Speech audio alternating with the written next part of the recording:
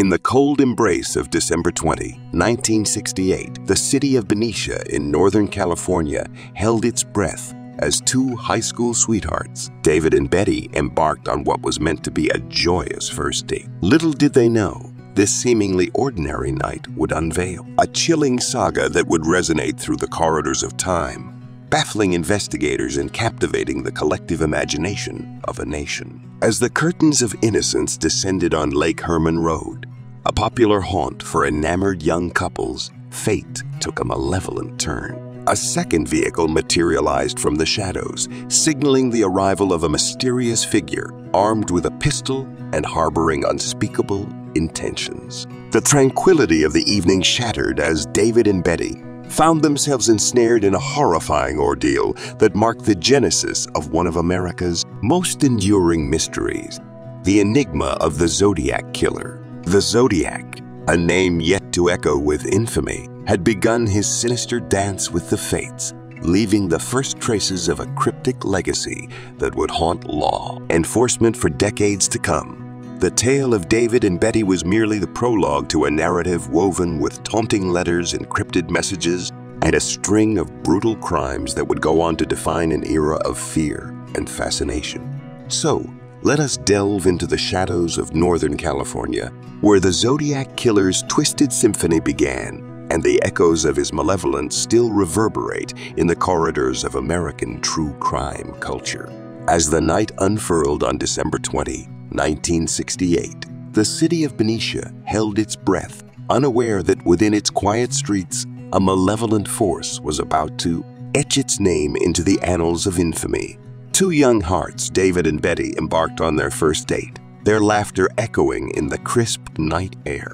Blissfully ignorant of the shadows gathering around them, they set their course for Hogan High School's Christmas concert, their destination just a whisper away. The stage was set, and the ominous curtain rose when David and Betty, wrapped in the intoxicating thrill of newfound love, stopped at a local restaurant before venturing to the serene expanse of Lake Herman Road. Little did they know that this seemingly picturesque locale, often frequented by young couples seeking solitude, would become the canvas for a ghastly tableau. Around 10:15 p.m., their car came to a gentle halt in the vastness of the desert, where whispers of the wind seemed to carry secrets of the night. As the couple engaged in conversation, a second vehicle materialized, its engine humming with an ominous resonance. A figure emerged from the shadows, an embodiment of malevolence. In an instant, the tranquil night turned into a nightmare as the Zodiac Killer, his identity still obscured in the folds of time, brandished a pistol with a cold, unrelenting intent. Without warning, the harmony of the night was shattered by the abrupt discharge of the weapon. David and Betty, their budding romance now stained by tragedy, were thrust into a realm of chaos. The car, once a vessel of hope and laughter, became a silent witness to the unspeakable. The killer's motives, like the vast expanse of the desert around them, remained obscured. As quickly as the violence erupted, the second vehicle retreated into the shadows, leaving behind a chilling tableau of despair.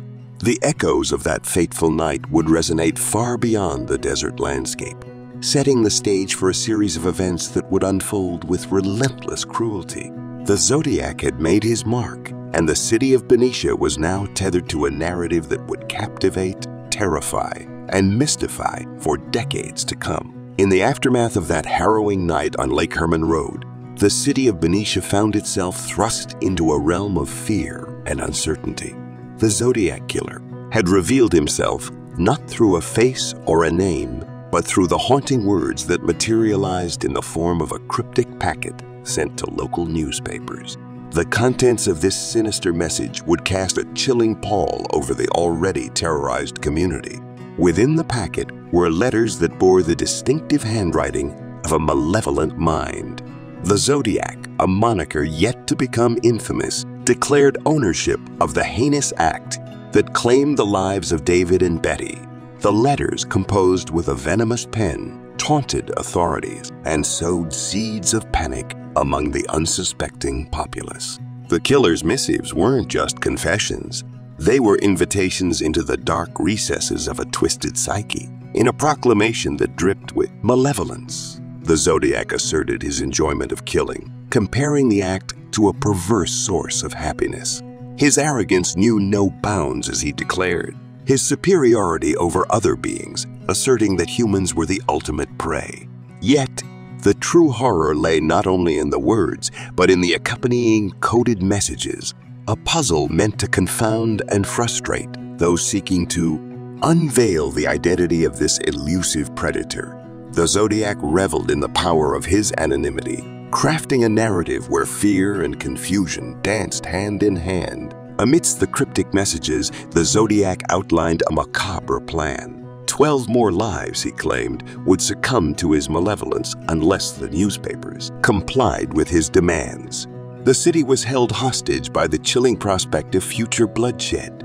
The newspapers, wrestling with the ethical dilemma of succumbing to a killer's demands, reluctantly published the contents of the letters, thrusting the Zodiac Killer into the public spotlight. With each publication, the mysterious figure's identity became more entrenched in the collective consciousness.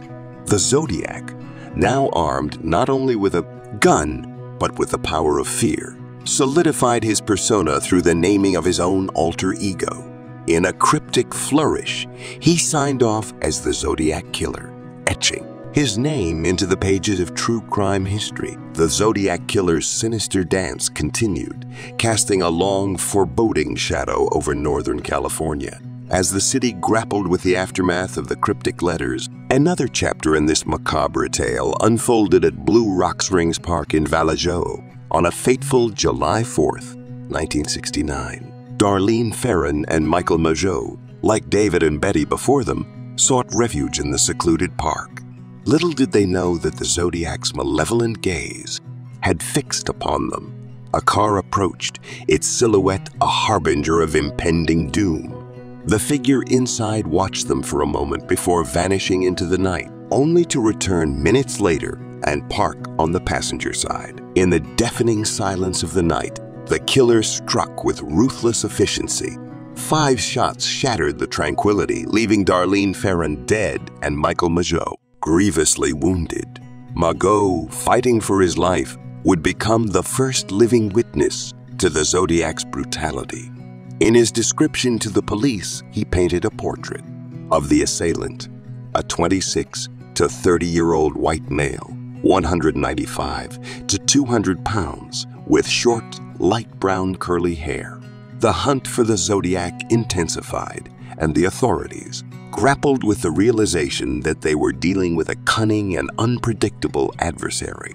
The Zodiac, undeterred by the investigations and fueled by an insatiable appetite for chaos, delivered another package to local newspapers. The chilling content detailed the events at Blue Rock Springs Park and reaffirmed the killer's presence in the community. The letters, a macabre blend of boastful claims and cryptic messages, only served to deepen the enigma surrounding the elusive murderer. As the city held its collective breath, the Zodiac continued to elude the grasp of justice. The puzzle of his identity remained unsolved, and the fear he instilled lingered in the hearts of the residents. Despite the growing urgency of the manhunt, the Zodiac remained one step ahead, his identity shrouded in the shadows.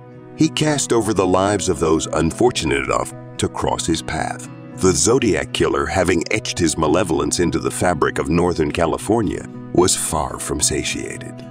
As the calendar turned to September 27, 1969, a picturesque picnic at Lake Berryessa became the haunting backdrop for the next act in this nightmarish drama. Brian Hartnell and Cecilia Shepard, both students of Pacific Union College, sought solace on the small island connected to Twin Oak Ridge by a slender sand spit.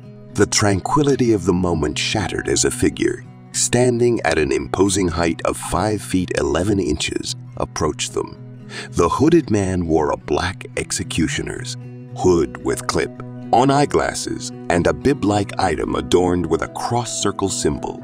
The killer, armed with AI-45 caliber gun, spun a tale of escape from a distant jail, recounting a grisly murder of a guard in either Colorado or Montana.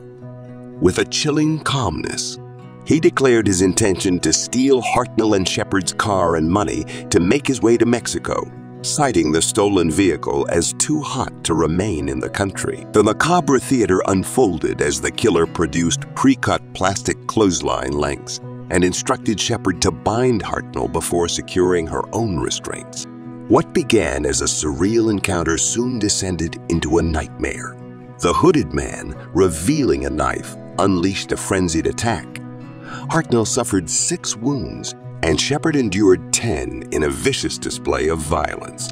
The Zodiac Killer, indifferent to the cries of his victims, hiked 500 yards up to Knoxville Road, leaving a gruesome tableau of suffering behind. Drawing the cross-circle symbol on Hartnell's car door with a black felt-tip pen, he inscribed beneath it a haunting message. This blood-stained canvas marked a turning point in the investigation. The Zodiac's signature, now painted in the victim's blood, carried a sinister message that taunted investigators and fueled public terror. The Zodiac's audacity knew no bounds, and his cryptic messages continued to plague both law enforcement and the terrified residents of Northern California. The haunting echoes of the Zodiac Killer's rampage lingered over Northern California as the investigation struggled to pierce the veil of mystery surrounding the enigmatic murderer. The communities, gripped in a collective state of dread, awaited the next chapter in this harrowing saga. The Zodiac, true to his ominous nature, continued his correspondence with the authorities and the media. The twisted chess game between the killer and those seeking justice played out in the form of cryptic letters, taunting both the investigators and the public alike.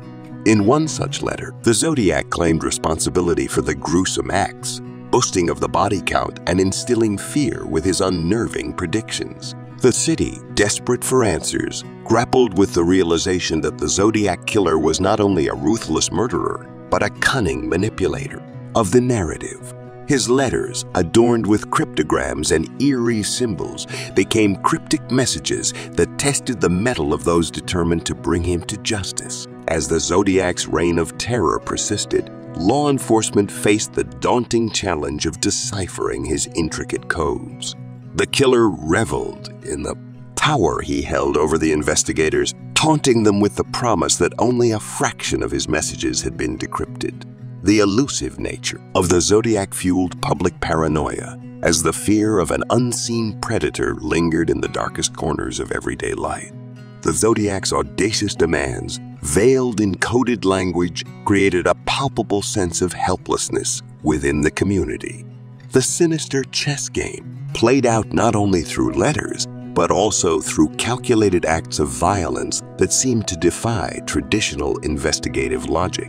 In the wake of this relentless terror, the community, scarred by loss and uncertainty, clung to the hope that law enforcement would unmask the Zodiac's identity.